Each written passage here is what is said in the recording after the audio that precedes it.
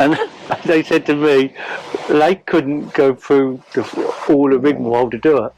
But funny enough, when you pick your bike up and you take it to the hotel and you park it outside and you go to the bar at the hotel, you think, I've got my bike, I'm free.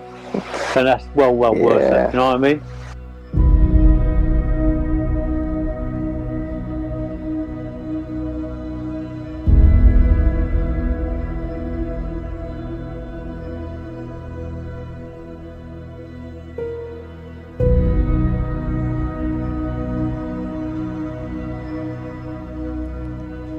Everyone dreams about adventure. Then there are those that stop dreaming and just decide to do it.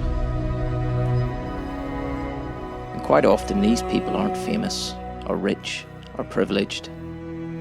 They're normal folks. They're just like Terry, a man I was fortunate to meet only a few weeks ago. And in the brief encounter I had with him over a beer at a rally, I knew his story deserved to be told. You see, the guy's a motorcycling travelling legend. Although, to speak with him, he's both humbling and unassuming. And to use his words, if he can do it, then anyone can.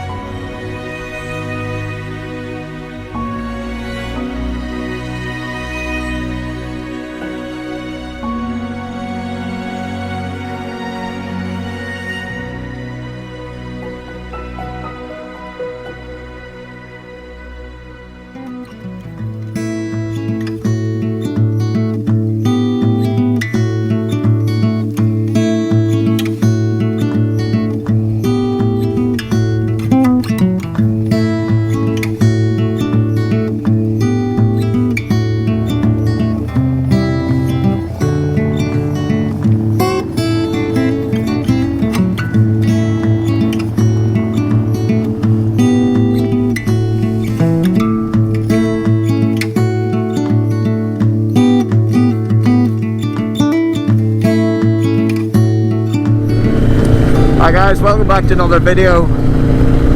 Something a bit different this week.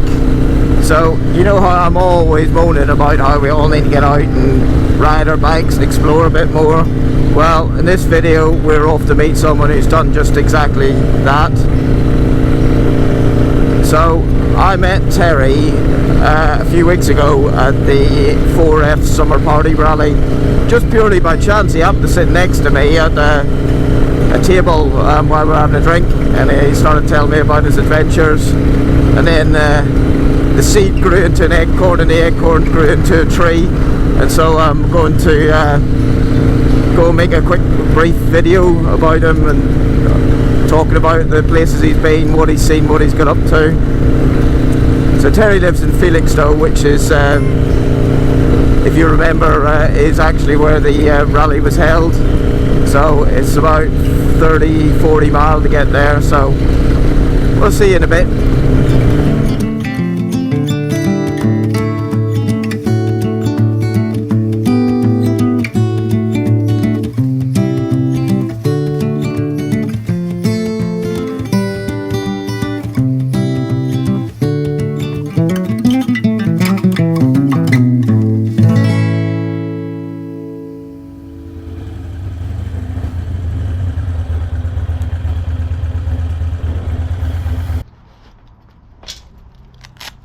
Good to see you anyway. Yeah, good to see you, mate. 2 days. So, oh wow. First time I've seen your bike, really. Well, this is one of them.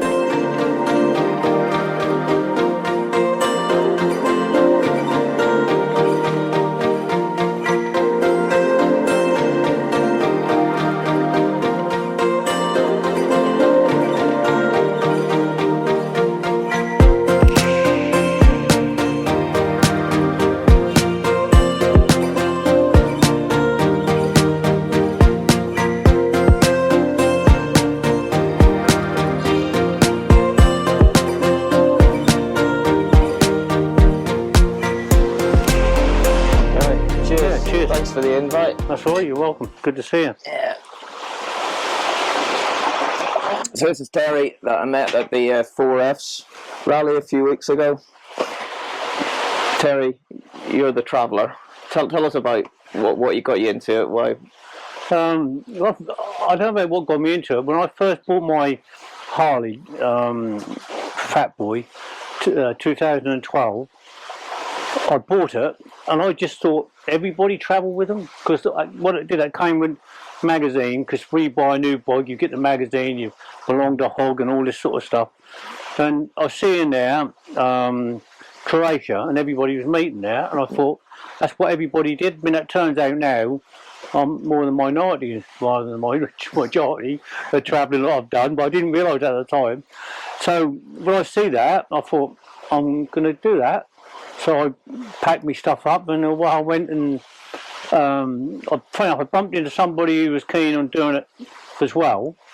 So he organised the bed and breakfast. We went to Germany, Austria, Italy, and then Croatia to the meet, and then come back. And we only had a certain length of time to do it in, because he'd got to be back for his wife's anniversary or something like that.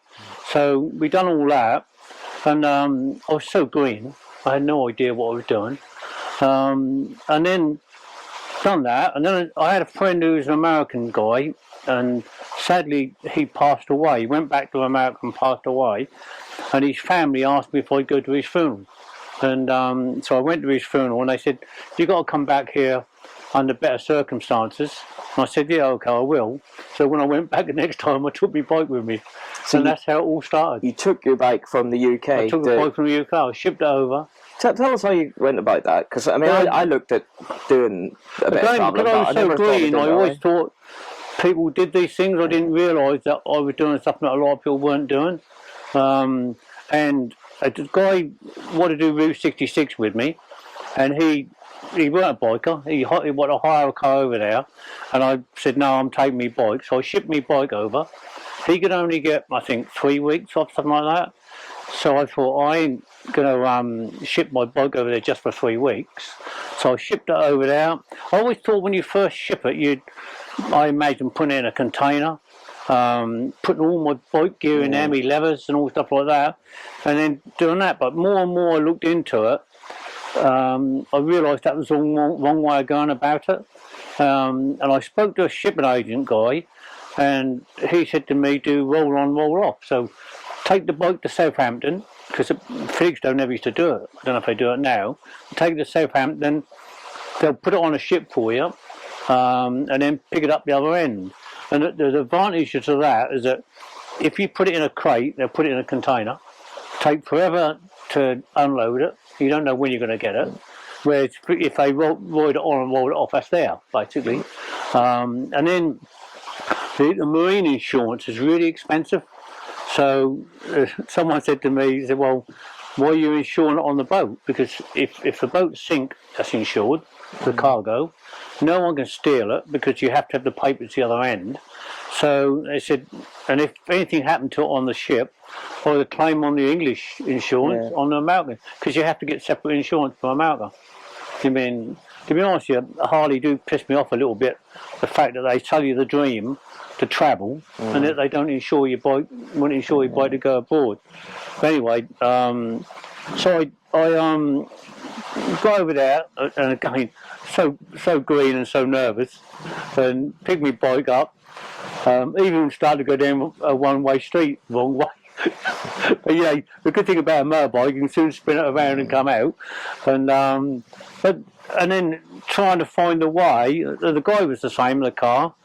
But by the time we got down to sort of Los Angeles, Santa Monica, we got so used to things, we were racing to get back to the hotel. Right. And he was going a different way to me. Yeah. So you sort of soon learn. And then I remember when he left from Los Angeles, he was flying, I think.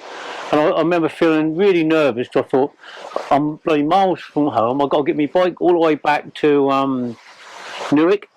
So that was, I don't know how many thousand miles. And he'd gone. And I thought, what have I done? What have I done? I'm down here, I don't know anybody. I've got to get all those miles back. And when I come across Route 66, I decided to go back on the coast, which is going to be Corpus Christi, New Orleans, and around that way back to New York.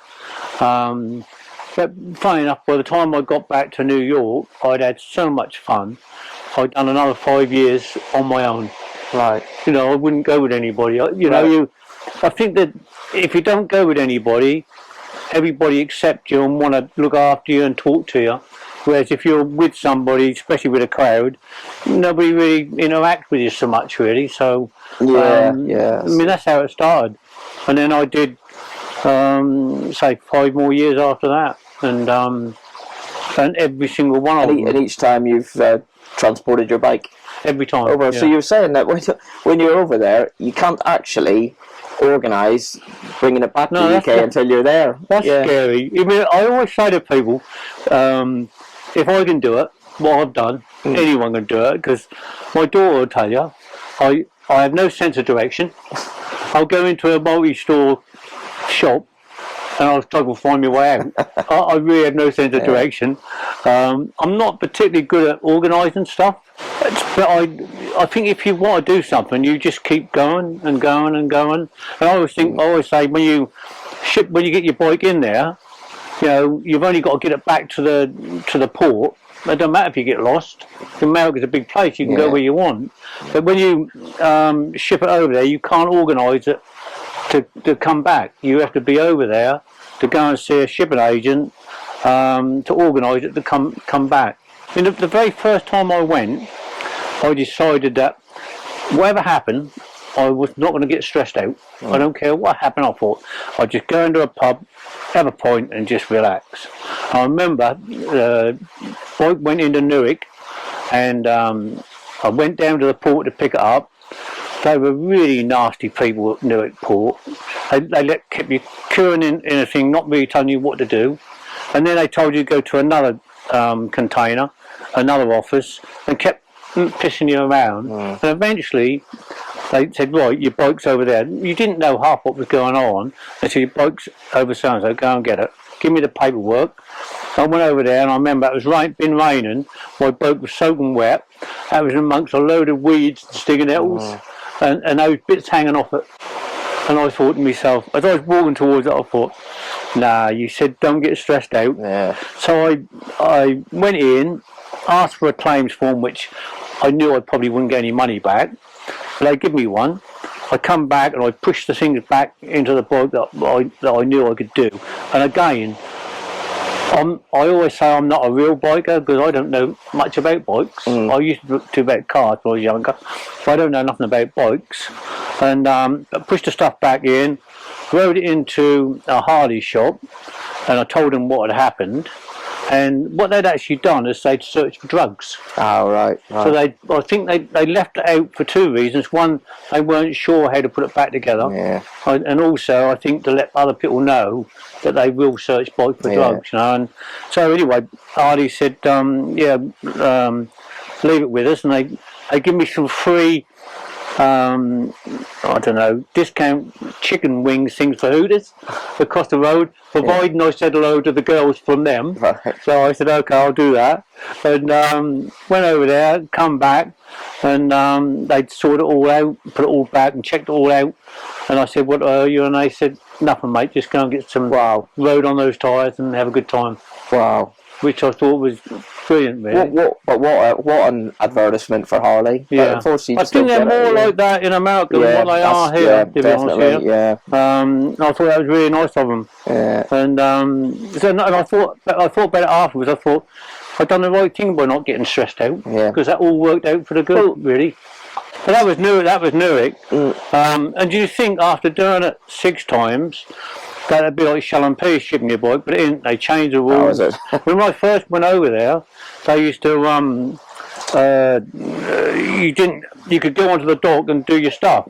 Now you have to pay for an agent to come on the dock with you, and all you're doing is sitting beside you. Yeah. But it's all down to security now.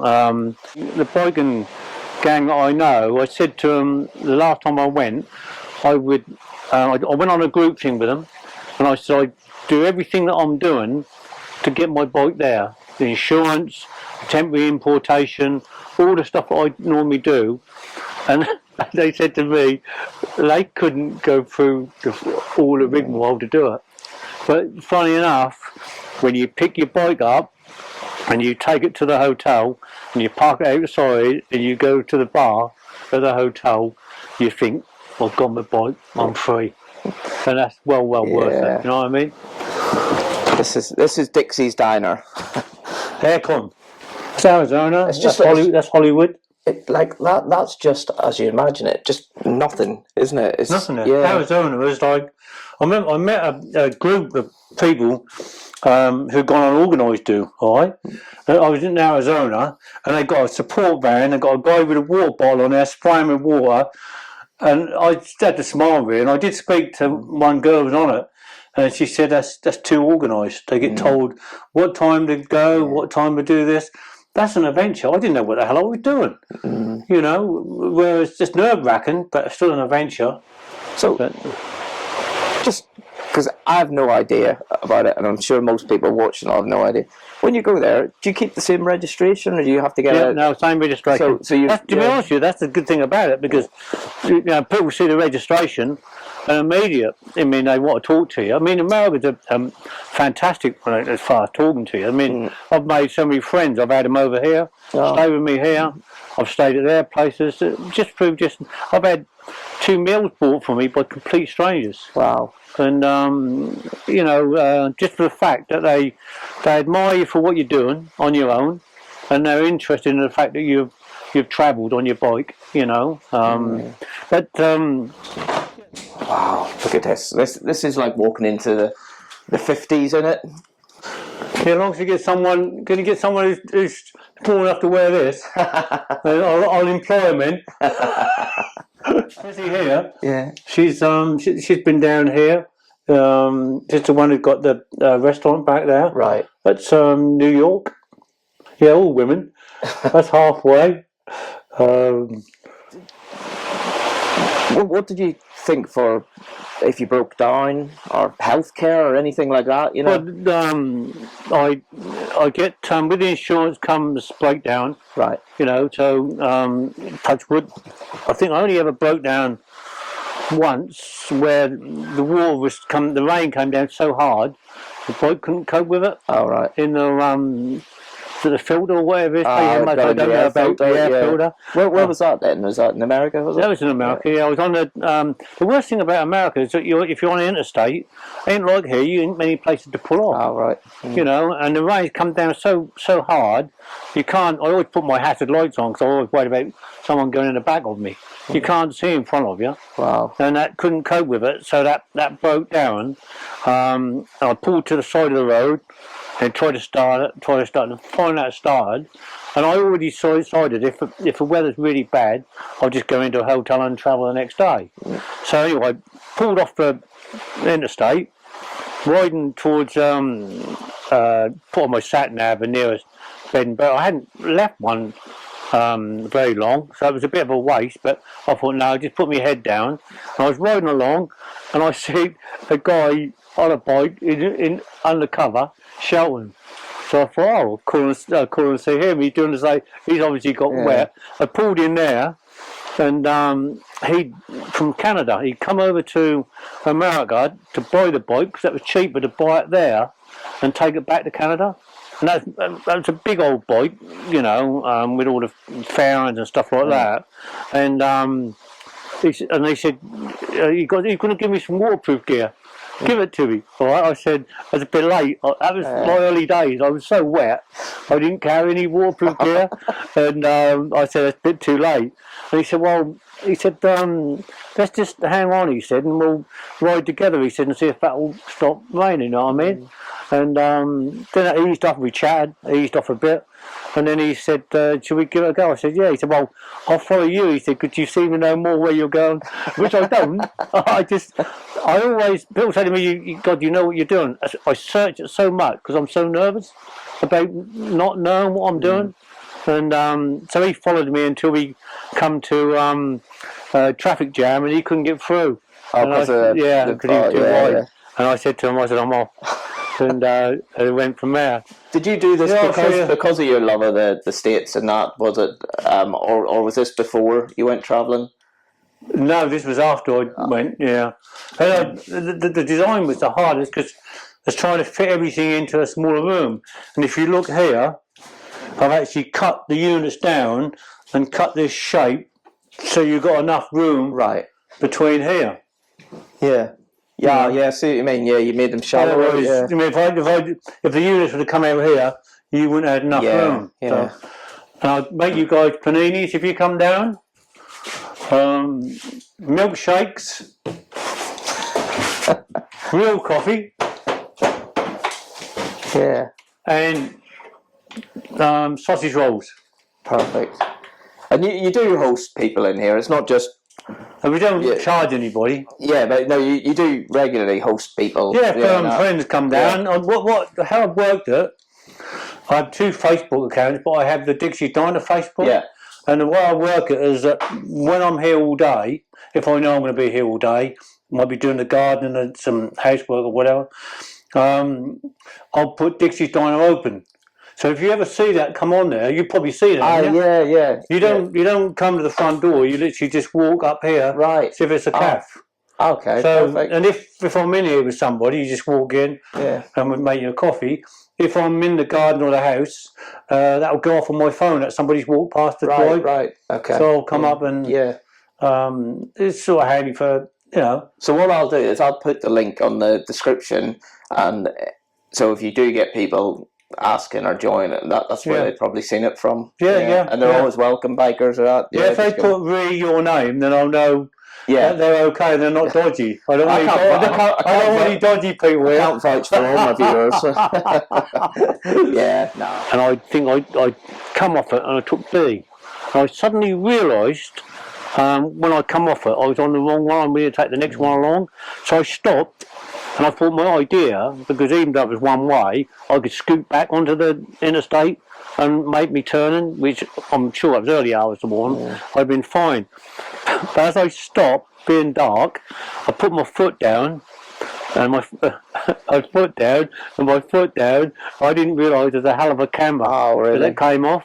You know it's like when you get a Harley to a certain thing, you can't hold the weight, can you? No. So I come off it, and God, I nearly broke my back trying to get I had all this stuff on the back. I finally got it up, and I did. I scooted round and come back, and I caught the ferry, but I'd done my back in. I mean, I was in pain for 2 or 3 days after that.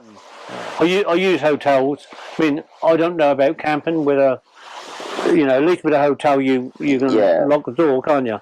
But if you went camping there, I don't know. So I think this is a problem with the media, isn't it? You turn on the news, and whether you look at this country or look at America, you get in your head that everybody's obsessed with politics or guns or Do you know something what? else. The everyday Americans are the nicest people I think I've met. I mean, I didn't see a police car for the first 4 or 5 years in Washington. Absolute legend. I'd like to have done up here a bit more. But as you said, you got to get over to the East Coast again. You come into here. And I find that easy. But what I'm thinking about doing is come into that's Wilmington. But I'll come into Brunswick, which is down here somewhere, and I'll go up to Chicago. It's up here somewhere, and then I'll do Route 66 down to Los Angeles. And where I'll go from there, I don't know. I was in Washington, about 4 lanes of traffic, and this police car. We were going slow because that was a traffic jam, but we were moving. And I see this police car with the lights on at the back. So I pulled over, and then he pulled over, and I pulled over to the 3rd lane, and he pulled over, and I thought he's obviously after me. So I pulled in off the road, and he come in, and he said, "Is that your registration number?" I just worried about. I said, "I'm from England." Oh yeah, of course, because he saw the registration number. He said, "I knew you meant to have." And I think he got confused with the Europe one. Right. And I said to him, "No." I said, "I've been over here 4 times before." I said, "And I don't need anything." And basically all he wanted to do was talk to me about bikes, because most of the police there have got bikes, and he wanted to chat to me about bikes and where I'd been and what I was doing. And he said, well, just check everything out. He said, I don't want you to be pulled over again. I said, no, it's all fine. And he said, hang on a second.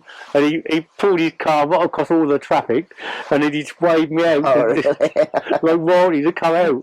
So that was pretty cool. I want to do one more. I wish I was a young man. I'd do another 20 times, but Charlotte, North Carolina. Right. Charlotte. And I got in there, and I thought what I'd do is I'd get my iPad out and I searched to see what music's going on, really, to be honest with you. And there's a place called Double Doors. Apparently Eric Clapton had played there. All right. So I thought, oh yeah, I'll go there. So I thought I'll go and check it out during the day before I go at night. And I went up there, walked up there, and there weren't nobody in apart from one guy behind the bar. So I just started to chat. I had a beer. I said to him, you know, what's the best time to come? You know, is there music tonight and whatever. And chatting to him, he asked me where I'd been and what I'd been doing. I had another beer. And then he said, come about 8:30 tonight. He said, what's your name? I said, Dix. He said, well, I'll put you on the door. He said, so when you come in, you won't need to pay. Right. And I said, well, oh, great. I said, thanks for that. I said, what are you for beers? He said, nothing. He said, it's been really interesting talking to you. He said, I own the place, actually. So he owned the place. Yeah. Give me the beers, and laid in the bed, and next minute I heard this noise. Oh, I thought, oh, bloody hell. I said, siren. It's got to be a tornado or something. So I got my iPad out and started searching tornadoes, and then I fell asleep or passed out on my iPad. Next minute it goes off again. I do exactly the same thing again. And I get up the next morning and I go down. A couple of young girls on the reception now, and I said, "What the hell was that noise last night?" They said, well, "Did you not read the sign when you come in?" I said, "No." They said, "Well." And I remember this because my brother was in the fire service. They used to call in part-time firemen with a siren before they had all the technology. Do you remember that? I do, because where I come from, just outside Belfast, I remember used to hear it go off. Yeah. And it's funny when you say it, and you could hear it all over the town. Yeah. Well, Strasbourg decided they wanted to keep that tradition, even though technology had moved on. Wow. So that's what it was. They were calling them in. And, this is the second fat boy you've had. Yeah. The other one got run off the road. But that was in this country. Yeah, right? it was on the A1. Drunk driver, was it? Yeah, the drunk driver. I was lucky to survive it, really. Well, you saw the bit on Facebook, remember? 12 broken ribs and whatever. Yeah. So the other one was a write-off. I went over to Chrissy's the next day because she had a restaurant. She's a friend to this day. Yeah. And we went over there and had breakfast, and she said, "You coming down the river?" And later on I said, "Yeah, if you want," thinking that we'd be going down in canoes down the river. And she said, "Well, come around at a certain time." We get down there, got these big hoops, massive hoops, and they call it, in Virginia they call it hooping. And they chuck these hoops in the river, cans of beer, and sit in there and just float. So you float in there, drinking beer. 1 minute, next minute it'd be rapids, and you're holding on. Next minute it'd be completely still, so you'd be trying to swim. And we did that for 4 hours, floating down the river. It didn't cost me a penny, just with local people. So many times has this one been to America? That's once, been there once. Right. So I'm always nervous when I first ride over there because, you know, you're on the other side of the road and you're a bit stressed out because you've been pissing around getting your bike. So my hotel is close to where I'm going, so I finally get back to the hotel, park the bike up, and then just have a shower, go for a beer, and then I'm happy as Larry. Then I've got my bike, meeting an old friend, really. That's how I like to ride it, really. Yeah. And then I'll just put my sissy bar on the back with my case on when I travel, really. And leaving your bike outside the hotel, safe enough and everything? Do you know what? I think every single hotel I've gone to, they've allowed me to not even go to the car park. They let me put the bike right out the front. I always chain it up. I take a couple of locks, which I lock it to something. You've done all your trips as well on the thing. You need the space for just 2025, is it? Yeah, next I have to year? do one more. So all the miles that you're doing over there, do you ever need to get maintenance done, like servicing or anything like that, or you get it all done I always before? have it serviced before I go. Yeah. The first time I went, that was under guarantee anyway. Yeah. And I usually have it serviced before I go, pre-holiday service. And again, I don't know nothing. If that broke down, I wouldn't know what to do. I'd just call somebody in, really. That was in Detroit. Michigan, isn't it? Detroit. It's Yeah. up north, isn't Yeah. it? That's where all the cars are made, isn't it? Yeah. I'll be honest, I never even think about breaking down.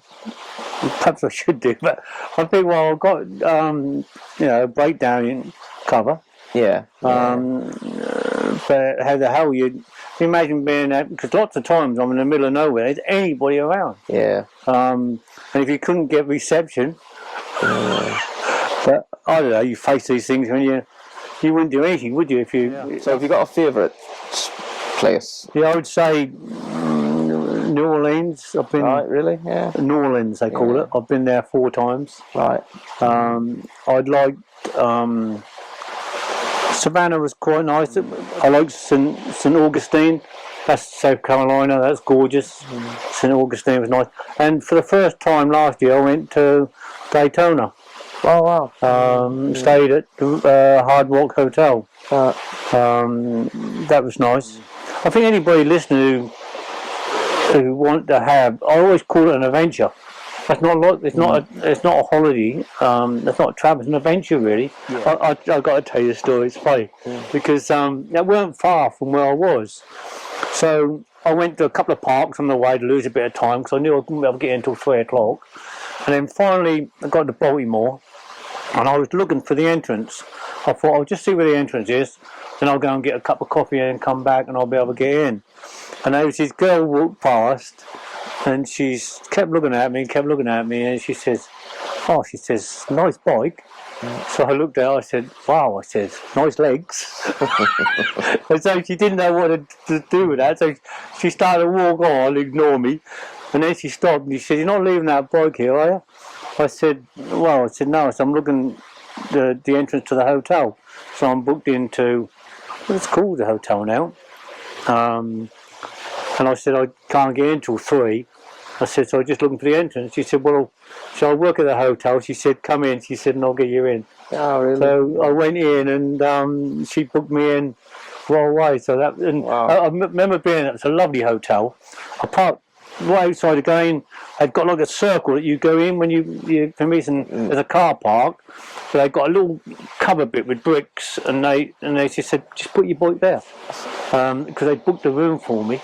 And there was 8 floors, but the 8th floor was the penthouse. Wow. And I was in the bloody penthouse. I took video of it and pictures to send my kids. They got like 2 windows, and all the marina was the other. Wow. You could see the marina. It was just absolutely. That was incredible. And I remember coming down from there, and I went out for a ride on my bike. Come back, and got my crash helmet on, and I don't. You know, you meet some of these people that are a bit up themselves, a bit snotty. And I was one of them in this hotel. I got in the lift with him, and I'm seeing him looking down his nose at me with my crash helmet. I've got my jeans on, and got in the lift, and I pressed 8, which is the penthouse. So his head nearly come off his shoulders. I think if you're going to do Europe, you've got to have somebody with you, or 2 or 3 of you, so you got someone to talk to. I mean, it's not very, if you've got a different language, you don't want to talk to.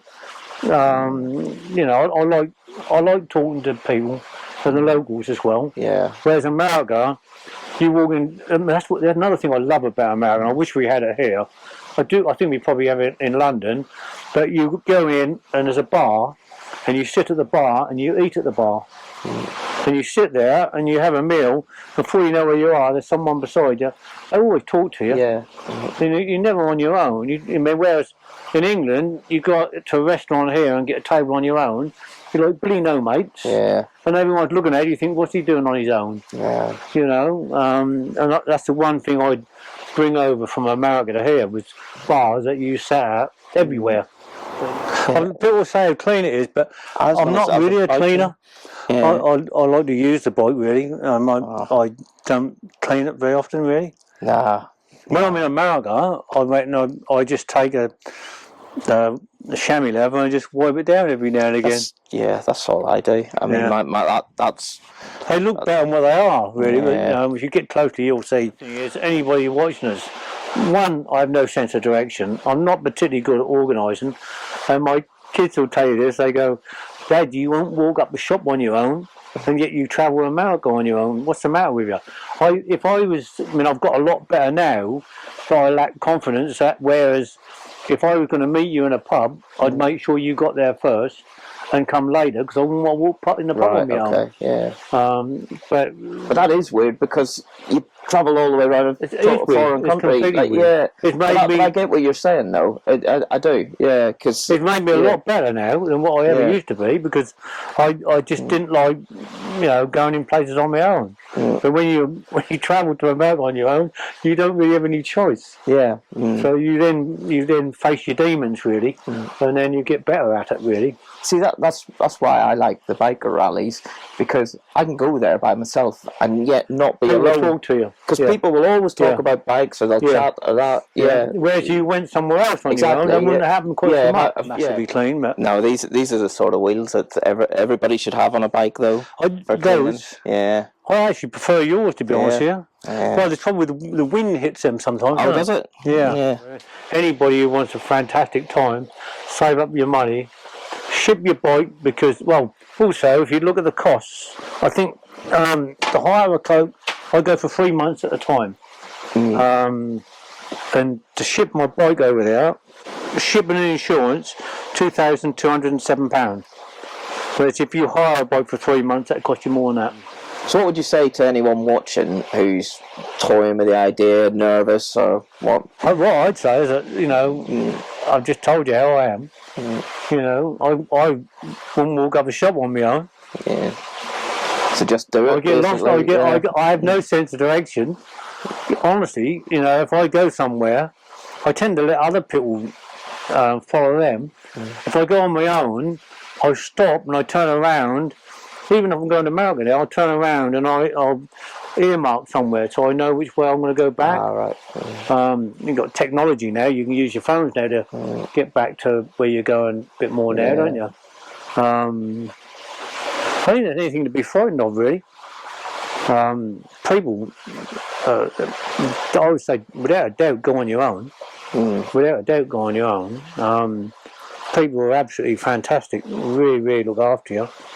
I would say to them, I'm not a real biker. They said, fuck off. They said, you've done more miles than what we put together. But I don't consider I think everyone's to their own, really. I enjoy riding. As long as you enjoy it, you don't have to be the best bike in the world. No. I love travelling. Nothing makes me more happy than to pack my bike up and then just go. I went to that cafe where Chris's was one July the 4th. And the band was there. They weren't hardly anybody in. Most people were at home. Right. And so they locked the doors. And we all stayed in there and had a good time and paid the band a bit more money. And I met the girl from the band. She was from Michigan. And she said, I admire what you're doing, travelling and doing all this stuff. And she said, if you're ever in Michigan, she said, give me a call. Give me her email address and everything. She said, and I'll show you around Michigan. So, and that's how a lot of it happened, and they'll say, because a lot of people you meet in America are not always from where they are. They're either working down somewhere.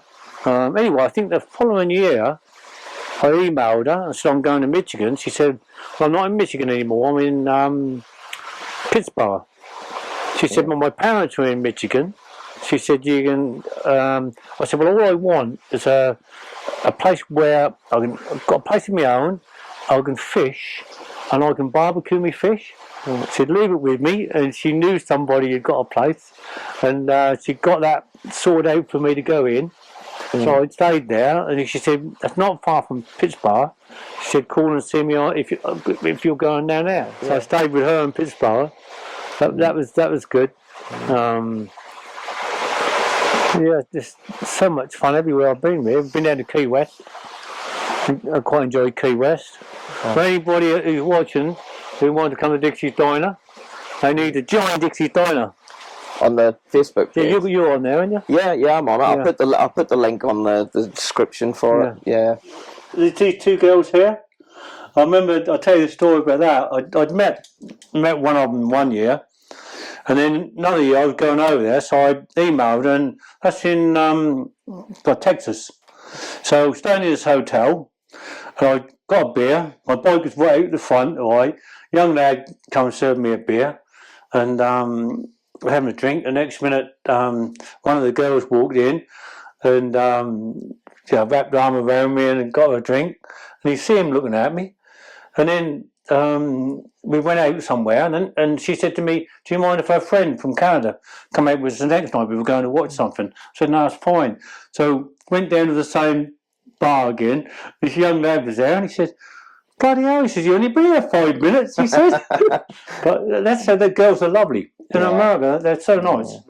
I remember walking back, I'd been out, had loads of drink, had loads of fun and everything, just going back to my Airbnb, and heard this music, and I thought, God, it's lovely music, great music.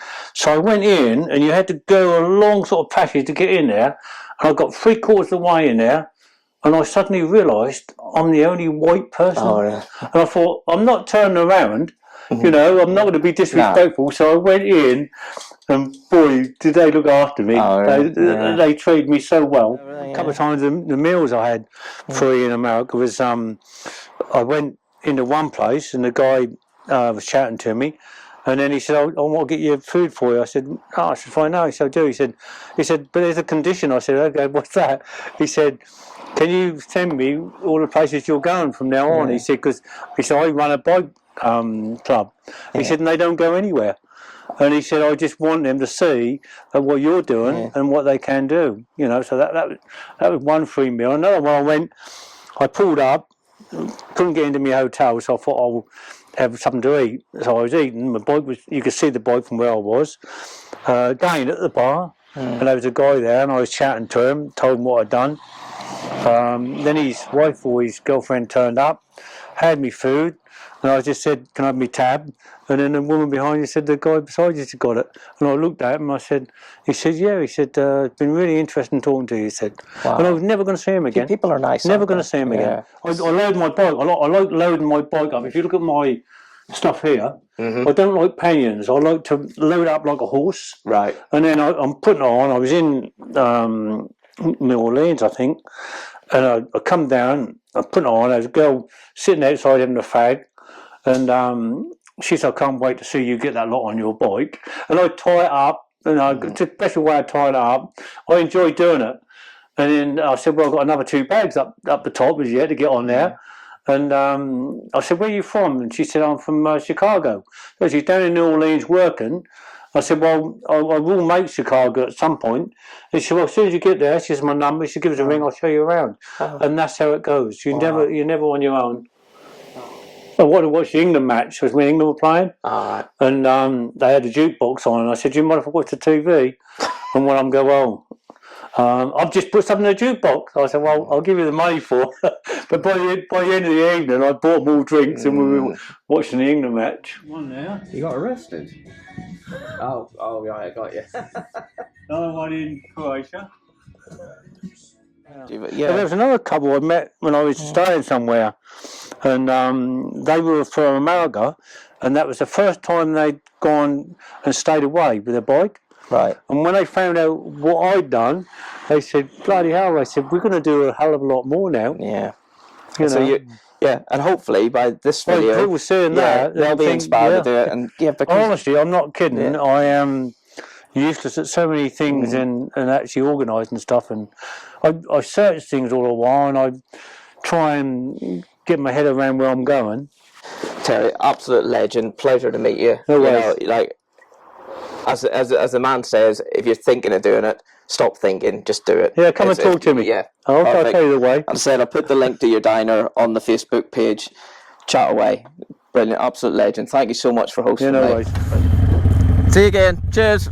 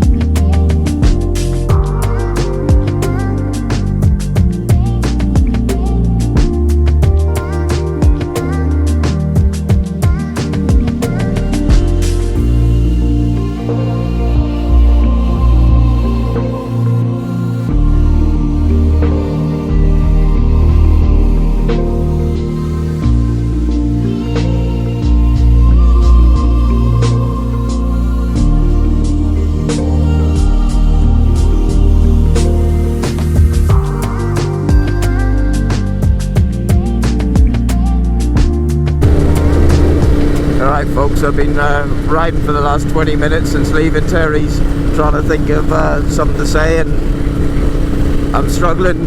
How do you follow something like that? There's nothing really I can say. It's just totally awe-inspiring. The travels he's been on, the places he's seen, the people he's met, the adventures he's had. And you know what? Somebody needs to do a proper documentary on. He's going to America next year, which he reckons will be his last motorcycle adventure. So if there is somebody out there who's got a lot more time and is a lot more skilled than myself, who wants to make a prize-winning documentary, then get in touch with Terry. What a life! Honestly, absolutely fantastic. You know, so next time you're thinking, oh, you're bored or you wish you'd something to do, there you go. Take a leaf out of Terry's book. Just get on with it, do it.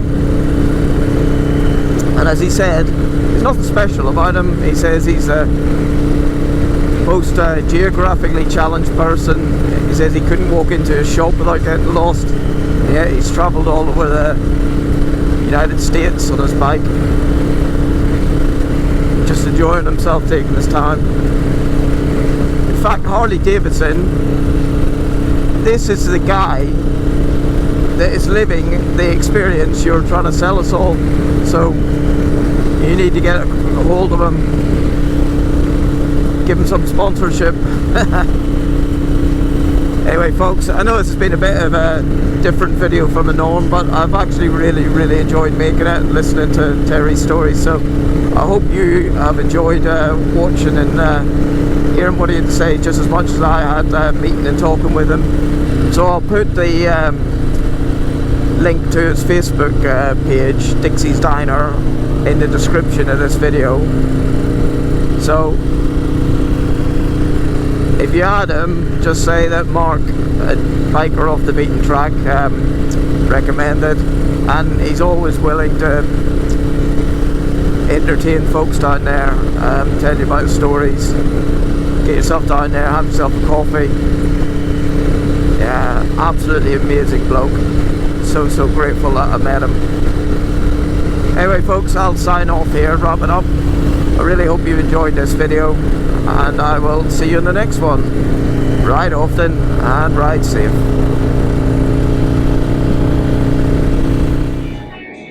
I've had so much fun. I mean, I can't begin to tell you how much fun I've had doing the States.